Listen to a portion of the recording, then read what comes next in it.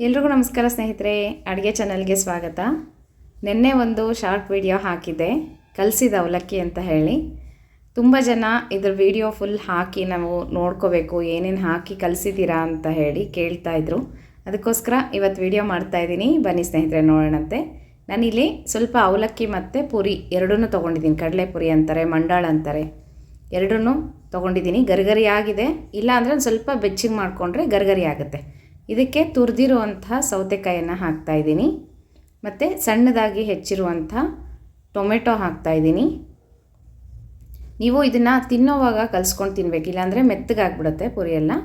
ಆಮೇಲೆ ತುರಿದಿರುವಂಥ ಕ್ಯಾರೆಟ್ ಒಂದು, ಹೀಗೆ ಸಣ್ಣದಾಗಿ ತುರ್ಕೋಬೇಕು. ಹಾಗೆಯೇ ಸಣ್ಣದಾಗಿ ಹೆಚ್ಚಿರುವಂಥ ಕೊತ್ತಂಬರಿ ಸೊಪ್ಪು, ಹಾಗೆ ಹಸಿ ಕಾಯಿ ತುರಿ ಹಾಕಿದಷ್ಟು ತುಂಬ ರುಚಿಯಾಗಿರುತ್ತೆ ಇದಕ್ಕೆ ಕಲಸಿದ ಅವಲಕ್ಕಿಗೆ.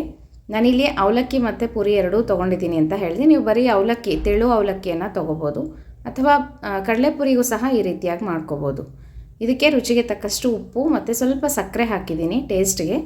ಆಮೇಲೆ ನಾನಿಲ್ಲಿ ಕಡಲೆ ಪುಡಿಯನ್ನು ಹಾಕ್ತಾಯಿದ್ದೀನಿ. ಹುರ್ಗಡಲೆ ಪುಡಿ ನಿಮಗೆ ವಿಡಿಯೋ ಹಾಕಿದ್ದೀನಿ, ಚೆಕ್ ಮಾಡ್ಕೊಳ್ರಿ. ಆ ಪುಡಿಯನ್ನು ಹಾಕಿದ್ದೀನಿ 1 ಚಮಚದಷ್ಟು, ಮತ್ತು 1 ಚಮಚದಷ್ಟು ಚಟ್ನಿ ಪುಡಿ ಎರಡೂ ಹಾಕಿದ್ದೀನಿ. ನೀವು ಬೇಡ ಅಂತಂದರೆ ಸ್ಕಿಪ್ ಮಾಡ್ಕೋಬೋದು. ಇದ್ರ ಬದಲಾಗಿ ಸ್ವಲ್ಪ ಅಚ್ಕಾರದ ಪುಡಿ ಹಾಕೋಬೋದು, ಟೇಸ್ಟಿಗೆ ಚೆನ್ನಾಗಿರುತ್ತೆ. ಕಡಲೆ ಪುಡಿ ಮತ್ತು ಚಟ್ನಿ ಪುಡಿ ಹಾಕಿ ಕಲಸಿದ್ರೆ ಅದರ ರುಚಿನೇ ತುಂಬ ಡಿಫ್ರೆಂಟ್ ಆಗಿರುತ್ತೆ. ಮೆಂತ್ಯದ ಹಿಟ್ಟು ಇತ್ತಂದರೆ ಅದನ್ನು ಸಹ ಹಾಕೋಬೋದು, ಚೆನ್ನಾಗಿರುತ್ತೆ. ಎಲ್ಲನೂ ಒಂದು ಸಲ ಹೀಗೆ ಮಿಕ್ಸ್ ಮಾಡ್ಕೊಂಬಿಡೋಣ ಚೆನ್ನಾಗಿ.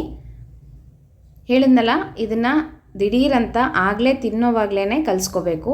ಕಲಸಿ ಇಟ್ಬಿಟ್ರೆ ಬೇಗನೆ ಮೆತ್ತಗಾಗ್ಬಿಡುತ್ತೆ. ಅವಲಕ್ಕಿ ಆಗಲಿ ಪುರಿ ಆಗಲಿ ಎರಡೂ ಅಷ್ಟೇ ಮೆತ್ತಗಾಗ್ಬಿಡುತ್ತೆ. ಅದಕ್ಕೋಸ್ಕರ ಕಲಸಿ ತಿನ್ನೋವಾಗ ಮಾತ್ರ ಎಲ್ಲ ಹಾಕ್ಕೊಂಡು ಕಲಿಸ್ಕೊಳ್ರಿ.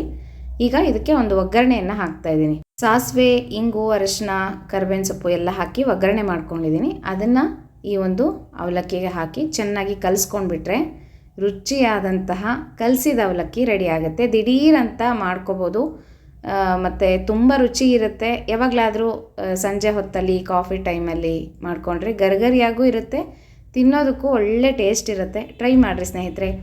ಇದ್ರದ್ದು ವಿಡಿಯೋ ಫುಲ್ ಹಾಕಿ ಅಂತ ಕೇಳ್ತಾಯಿದ್ರಿ, ಅದಕ್ಕೋಸ್ಕರ ನೋಡ್ಕೊಳ್ರಿ ನೀವು ಸಹ. ಈ ರೀತಿ ತುಂಬ ವೆರೈಟಿಯಾಗಿ ನಾವು ಅವಲಕ್ಕಿಗಳನ್ನು ಕಲಿಸ್ಕೋಬೋದು.